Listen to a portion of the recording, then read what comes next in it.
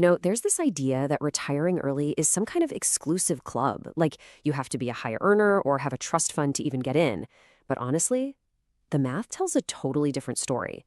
Today, we're going to break down the real formula, the one that can actually unlock financial freedom even on a totally average salary.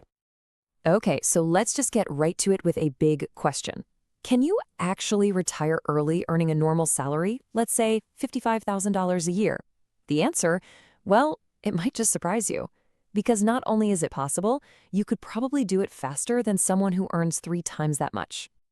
And this right here, this shows you the core difference perfectly. Think about it. The high earner who spends every penny they make, they're trapped. They've built this lifestyle machine that needs constant high-octane fuel, which means they can never stop working.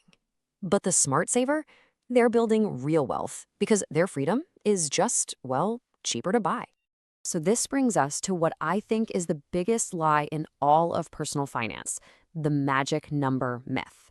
We're about to completely destroy the idea that you need some massive, terrifying number in the bank to finally be free. Here's the truth, the real secret. Your retirement number has almost nothing to do with how much you earn. It has everything to do with how much you spend. So forget about the size of your paycheck for a second.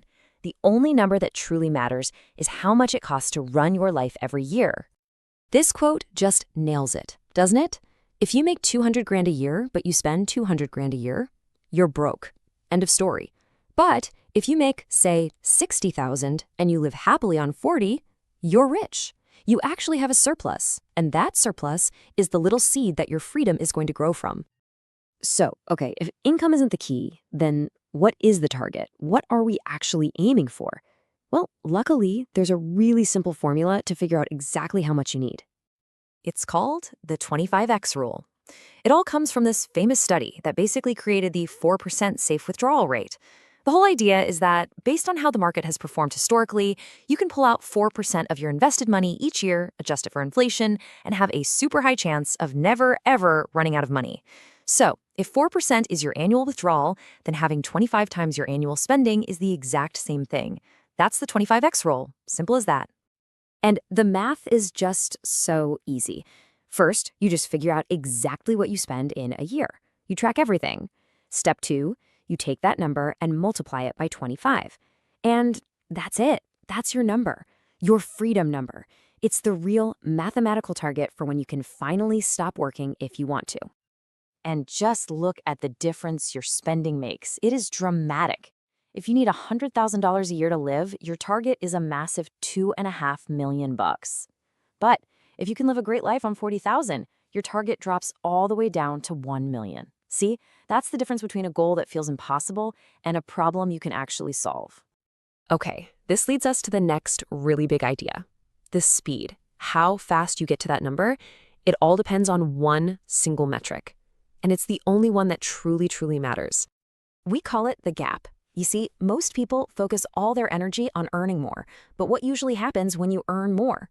You just spend more, right? That's lifestyle creep. The real secret weapon, especially for an average earner, is learning how to make that gap between your income and your spending as wide as possible. That creates a huge surplus you can invest. The power of that gap is it's wild when you see it mapped out over time.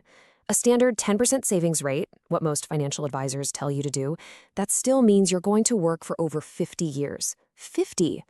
But now look what happens when you widen the gap. Saving 40% of your income, that cuts your working career down to just 22 years. And if you can hit a 50% savings rate, you are free in 17 years.